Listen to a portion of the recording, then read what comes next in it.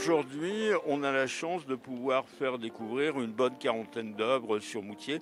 Et donc, cette semaine, c'est le 6e festival et on a donc 4 œuvres supplémentaires qui sont en cours de création, qui aujourd'hui sont presque en cours de finition. Une ville qui était plutôt tournée vers le passé patrimonial s'ouvre à une forme d'art très contemporain, c'est très important. Les street artistes ne sont pas uniquement des gens qui travaillent, par exemple en France, ce sont des gens qui se déplacent beaucoup. Il y a un mélange culturel qui est très intéressant. Moi, ça me permet de rencontrer du monde, ça me permet aussi de rencontrer d'autres peintres, ça me permet aussi de venir sur l'extérieur, de sortir un peu de la région grenobloise pour faire connaître mon travail. Voilà. J'aime bien aussi qu'elle s'intègre finalement dans son environnement, alors par la couleur, par le végétal. Là, c'est le choix de l'origami, c'est un peu le truc du moment. Je trouve que c'est intemporel, je trouve que ça vieillit bien, c'est agréable, moi je trouve ça sympa.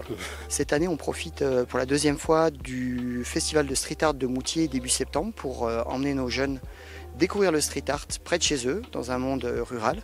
On essaie de leur faire découvrir le monde du street art comme un art qui est vraiment accessible et qui leur permet de se mettre un petit peu hors de leur monde rural habituel en fait. C'est un projet qui démarre dès le début septembre, qui va nous emmener avec nos jeunes à Grenoble pour qu'on puisse découvrir également le street art dans un vrai milieu urbain. On va travailler avec un street artiste. Il va nous accompagner sur une série d'ateliers tout au long de l'année pour que les jeunes s'approprient les différentes techniques. Ensuite, ils aient l'occasion de mettre en place leur propre trace dans leur établissement. J'ai commencé en vandale et maintenant ça fait 5 ans que c'est mon métier.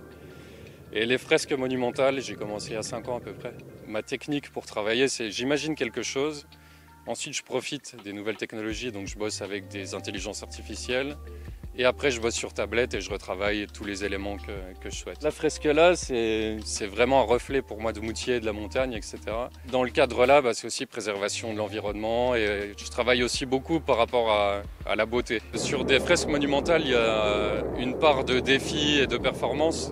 Et c'est vraiment cette recherche de l'adrénaline que je cherche en permanence. Je conseille vraiment à tout le monde de passionné de foncer. Après, il faut savoir que pendant pas mal d'années, ça a été extrêmement compliqué. Mais le jour où tu vois, t'enchaînes des gros projets, tu te fais connaître, tu te fais un nom. Et ouais, clairement aujourd'hui, j'en vis pleinement et c'est formidable. Ouais.